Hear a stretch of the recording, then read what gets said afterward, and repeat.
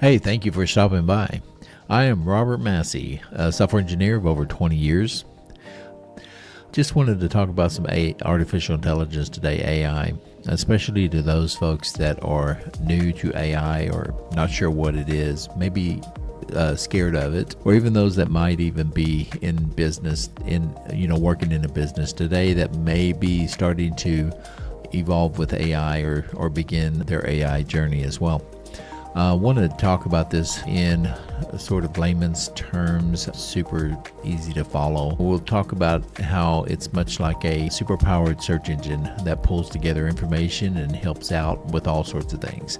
I'll also walk you through how it works without getting too technical, how you can get the most out of it with your prompts, maybe some information or data that you might feed to it as well, different techniques, share some tips in getting the most out of it. And show you how you can simplify your routine, pick up some new skills, or even just find ways to making some extra money. And there is definitely some ways that you can make money with AI. So with that, let's get into it. Okay, first off, how does AI actually process what you ask it, and how does it give an answer to what you're asking it to do? So when you type in a prompt, I'm going to refer to it as a prompt going forward. It's basically what you type into the chatbot to get a response back from the AI. It's just basically a question or some sort of a request, right? It breaks it down into small pieces. Those small pieces are called tokens, and it's just, converting it to some numbers and things like that for the computer to be able to process it, some computational algorithms and so on. So basically when that happens, the algorithms use probabilities and inferences, and they're just well-educated guesses based on the patterns from the huge amount of data that it's been trained on. The data that it's been trained on is data from the internet, from various sources and things based on whatever the designers, formulated the data from. So the data that the AI uses, when I say trained or that the data has been trained on, that's usually the large corpus of data from the internet and maybe some other sources as well. But it just depends on whatever the designers have used for the trained data. ChatGPT, Grok, those systems, majority of it's the internet data that's out there already. So it's the largest human consciousness of information that's out there, good, bad, or indifferent. And so it's up to them to basically filter through that data to try to make it as, a best product that they can for the AI to use. And then, of course, there's some biases and things that they implement into that data, weighted data, to basically get the best responses from that. So let's just say you're typing in maybe what cities are from in France, for example. Well, Paris is going to be pulled up, obviously, because there's an inference that Paris is the capital of France. Same with the state of Texas. What's the capital of the state of Texas? Austin, Texas would be pulled up due to the fact that that's an inference and based on the probability that that's the most probable answer that it's going to be able to pick from. So essentially that's what's happening. Is the apple red or is it green? That kind of thing. So basically it just tries to reason out what the responses is step by step.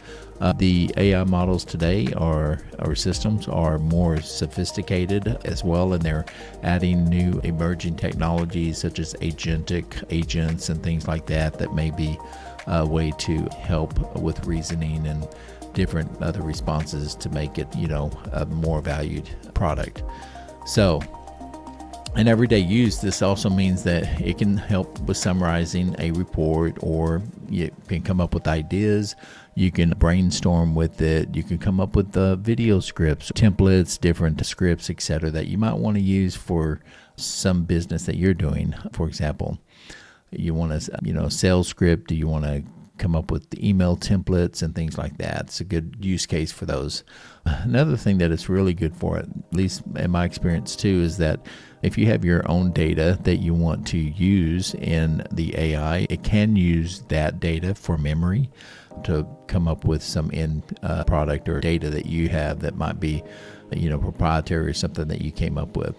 Do be careful with, sensitive data due to the fact that if you're using Grok or ChatGPT, you are using somebody else's server. So that means you're passing your information off to another computer, and you lose control of that information once it leaves your computer to somewhere else. You have no idea where it can go or what can happen in between.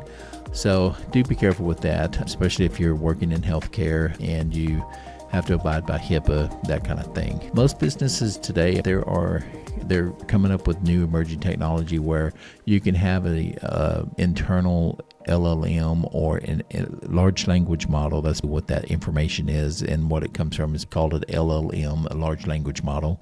And so a lot of businesses are basically coming up with their own systems internally with their own AI system. So you can use like Llama as one system you can use to download your own AI system, and then of course use that with your internal data and so on. That's really like for businesses that are concerned about, revealing their secret sauce of whatever they build internally in their business that they need to keep private as well, in terms of, businesses that don't want to share their information out to the public or to somebody else's server where they lose control of that information or that data. So, AI is super powerful when it comes to things like that, where you can summarize reports, where you can send it certain internal information. It's really super helpful when you're looking at using your own data as well. There are a couple of things though with AI that basically they're still having issues with. One of them is called hallucinations. Hallucinations happen whenever there's not enough information out there to pull back an unexpected response, and it may hallucinate. You're looking at the output thinking, what the heck's happening here? But anyway, that happens a lot still, and there's some other issues with it as well. But for the most part, I think it's gotten to a level where it's super, super useful, especially as a tool. But I would definitely make sure that you are learning AI, understand what it is, especially if you're in the workforce, or you're in a business. Do not ignore it. It's here.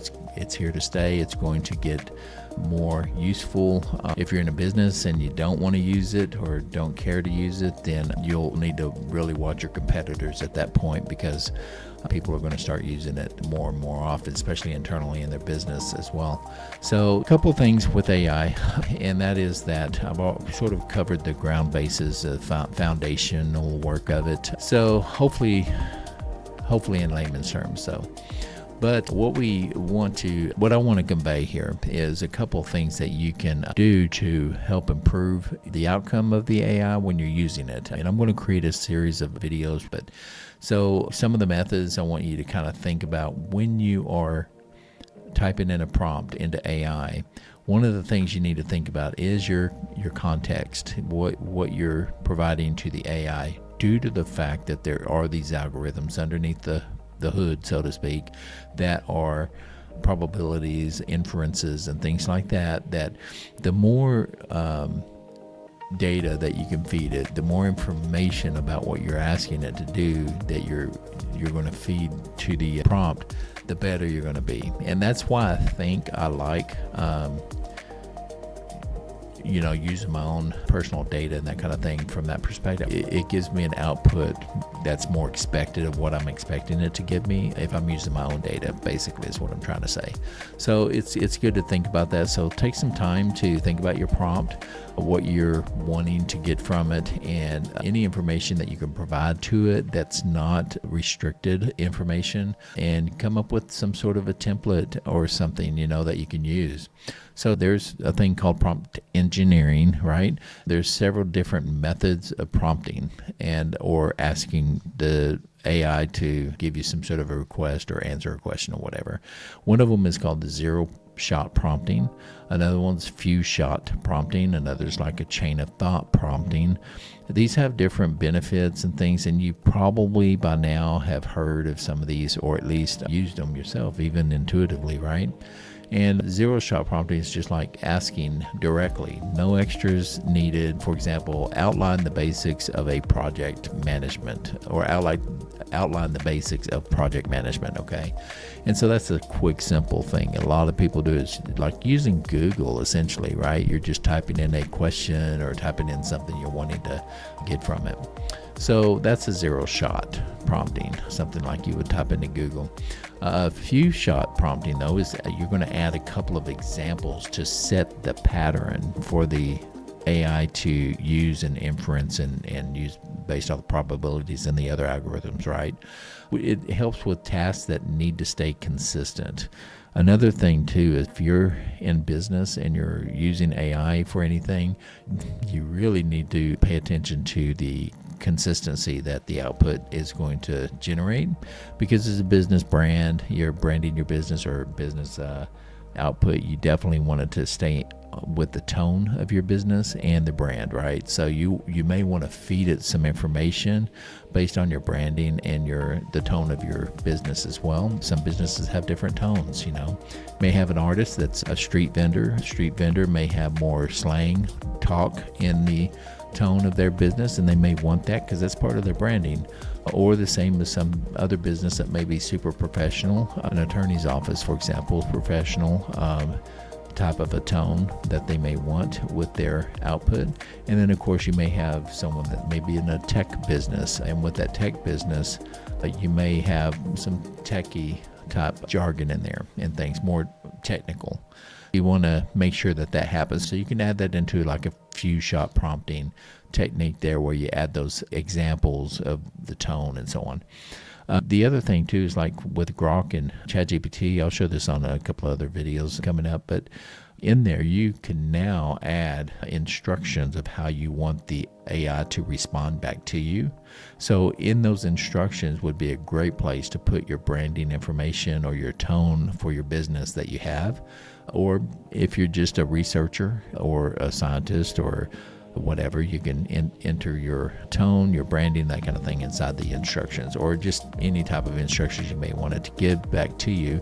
You may want it to respond to you back as a scientist if you're a scientist doing some kind of research, for example. You've got to think about AI as being this super powerful search engine, right? It's something like that. And so you've got to think of a way to best get all of that information back to the way that you want it, that you're expecting. It's like curating all this information on the internet, and then of course intelligently responding back to your prompt essentially. So that's the first two. And then of course we have the chain of thought prompting, and that is you're telling it to break things down step by step. It sharpens the answers for more complex such as, if you're writing a software or a application or something like that, and you might want to have it to break it down into an architectural document of some sort that breaks down all the tech layers that the software is actually using or something like that. Well, you can use, say, for example, chain of thought prompting for that, or just any other type of example that you might need it to break down into a step-by-step document as well. So these approaches, they hold up really well, especially in the latest AI systems. I know there's a lot of videos starting to pop up saying, hey, prompt engineering, it doesn't matter, whatever. Actually, it still does. They're getting better at it. So maybe one day it may not matter so much, but today it does still matter to use it, especially at least those three that I mentioned. There's some others out there you can search, but yeah, definitely still need to use them. And your context is really important to define what it is you want for the output as well. So, it's just getting comfortable with this can really boost your own skills and clear communication and with problem solving, right? That's the idea, especially if you're in business.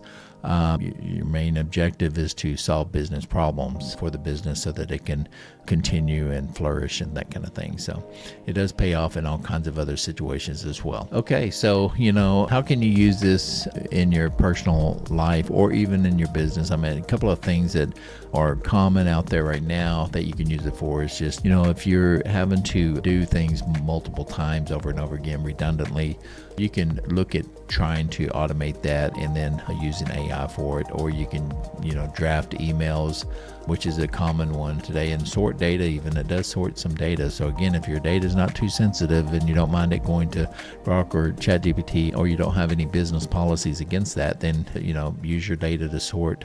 Otherwise, I'm sure that the businesses that do have policies for that right now will most likely have their own internal AI. If not now, they're working on it, or in the future, I'm sure. So, I know a lot of businesses use Office 365, and they use Copilot. And Copilot's based off of ChatGPT. It's a pretty powerful AI system as well, and it's really integrated within your Office product. So definitely get familiar with Copilot, and I will be having some video series talking about Copilot as well. Just on building skills, experiment with the prompts, hone in on some logic and precision with it. Some of the stuff that you can apply to your everyday or business work and so on. It's important to know to get into AI today, just because it's going to be here. It's the future. It can help create content, for example, solve problems for freelance work, maybe refine some strategies, side projects even. People are doing well with AI-assisted gigs, such as consulting, maybe digital creations. There's a ton of free tools out there now you can use that go into subscription-based, because you're charged those tokens that I talked about earlier, right? So you have those tokens that you get charged for. You got to watch that. But anyways, outside of that, there's a lot you can use AI for to make money. I would definitely highly recommend learning these skills to get there. It's very rewarding. I hope you enjoyed my TED Talk today. Looking forward to seeing you again in the future. Please like and subscribe. If you want to see any of my future videos, hit the notify bell. I enjoyed speaking with you all, and hopefully you've learned something. If not, maybe you solidified certain knowledge. Otherwise, we'll hopefully get to see you again in the future. Take care. Bye-bye.